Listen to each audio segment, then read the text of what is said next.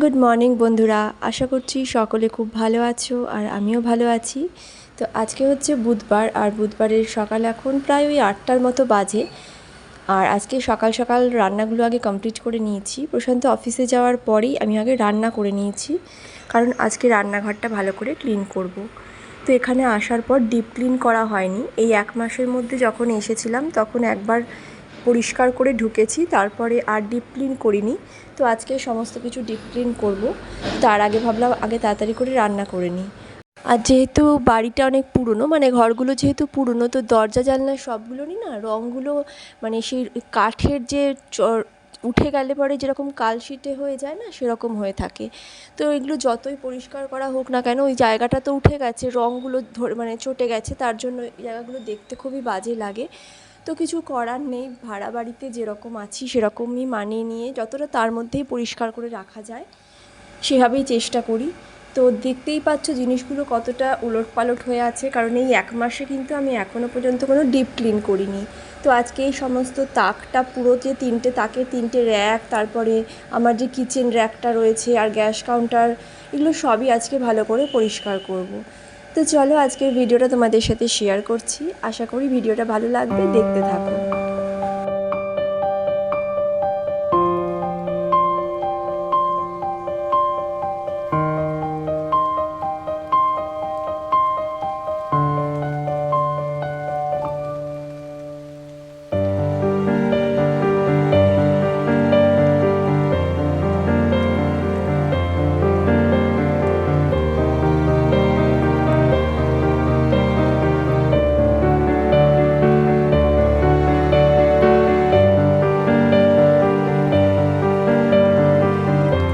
আর জানলাগুলো না অনেকটাই দেওয়ালের থেকে উঁচুতে, তো ঠিকমতো হাত না পাওয়ার জন্য আমি ওই ওটার ওপরেই মানে স্ল্যাবটার ওপরেই একেবারে উঠে নিয়ে তারপরে মোছার চেষ্টা করলাম। তো দেখলাম যে না, ঠিকঠাকভাবে হচ্ছে না।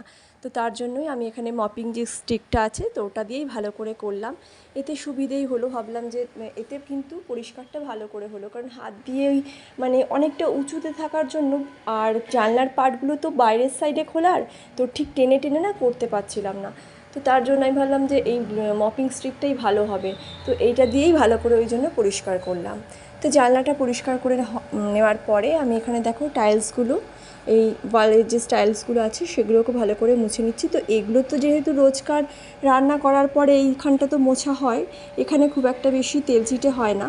আর প্রতিদিন রান্না করার পর আমি তো এই দেওয়ালটা মুছে নিই, এই ওয়ালটা, তো তার জন্য খুব বেশি আর তেলচিটে এখানে হয় না। আর তারপরে মাসে একবার ভালো করে ডিপ ক্লিন করলেই কিন্তু একেবারে ঝকঝকে থাকে। তো আমি এই বেসিনের এই সাইডটাও ভালো করে পরিষ্কার করে নিলাম। আর অ্যাকোয়াগার্ডেও বেশ দেখলাম একটু ধুলো পড়েছে, যেহেতু রাস্তার পাশে তো ভীষণভাবে মানে ধুলোবালিগুলো বেশি হয় আর কি। আর যেহেতু অ্যাকোয়াগার্ডের কালারটা সাদা, মানে নিচটা তো পুরো সাদা হোয়াইট কালারের ওপরেতে কিন্তু একটু ধুলোবালি নোংরা পড়লেই দেখবে একটা কালচে দাগ ছোপ পড়ে যায়, তো দেখতেও খারাপ লাগে।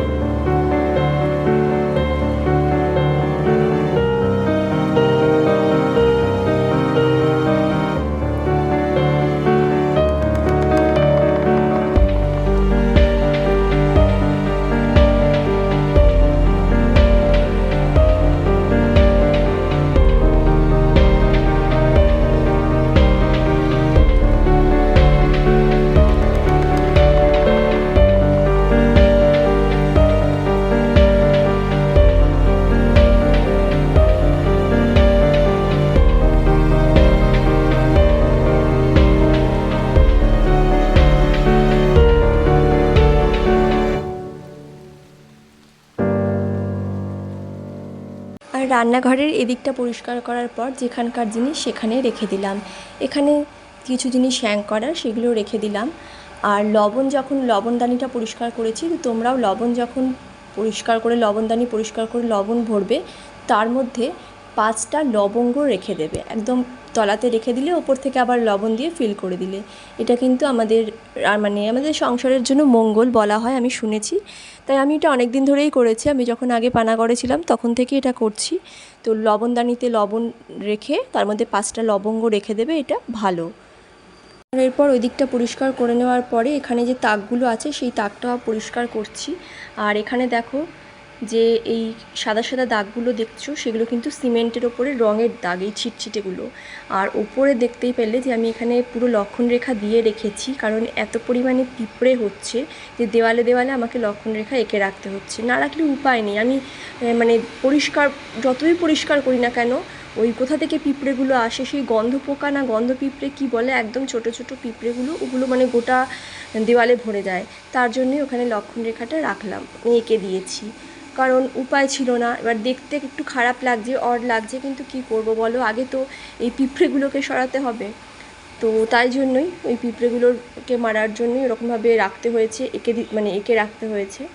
তার মধ্যেই জিনিসপত্রগুলো গুছিয়ে টুছিয়ে রাখলাম। আর এদিকে দেখো তাকটাকেও পরিষ্কার করে যেখানকার জিনিস সেখানে গুছিয়ে নিয়েছি। নিচের 3টে তাকই আজকে ভালো করে পরিষ্কার করে গুছিয়ে নিয়েছি।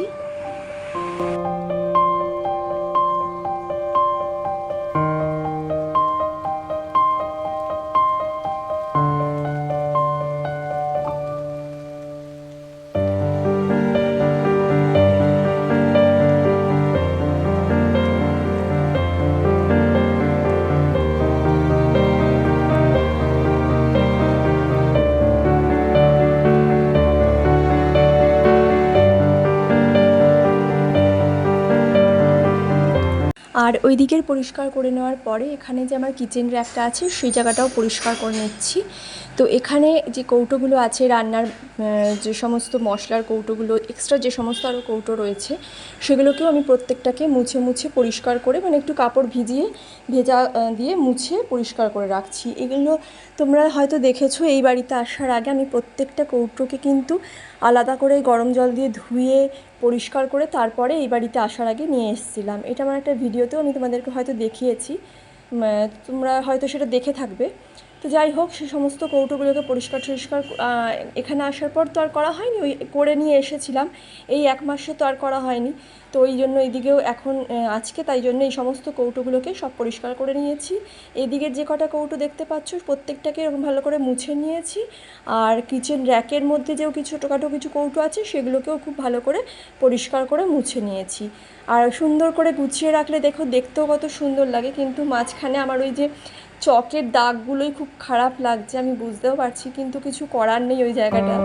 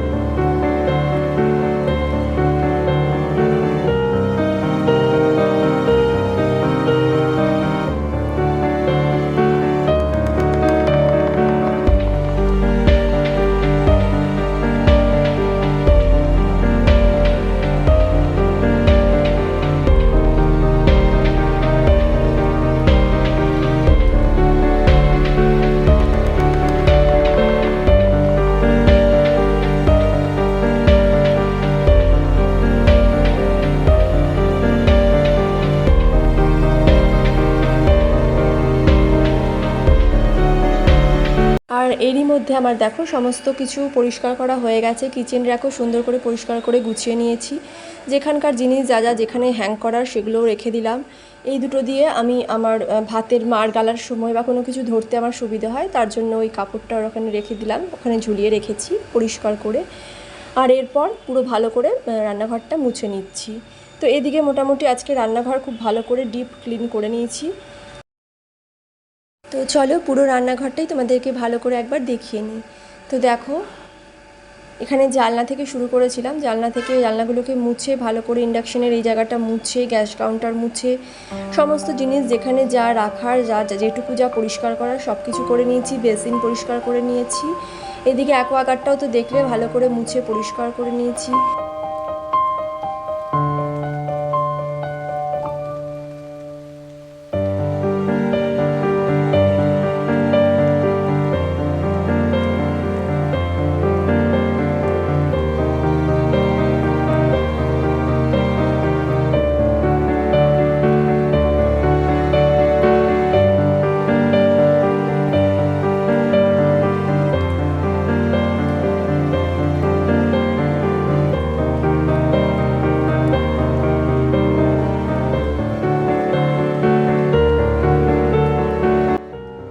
আর এই কিচেন র্যাকের পাশে আমার এই চালের ড্রামটা থাকে। তবে এবারে না এখানে আসার পর সেদ্ধ চাল আমরা যেরকম খাই সেটা খুব একটা এখানে ভালো পাওয়া যায় না, তাই জন্য অল্প করে এনে এই চালটা দেখেছি যে কীরকম হবে।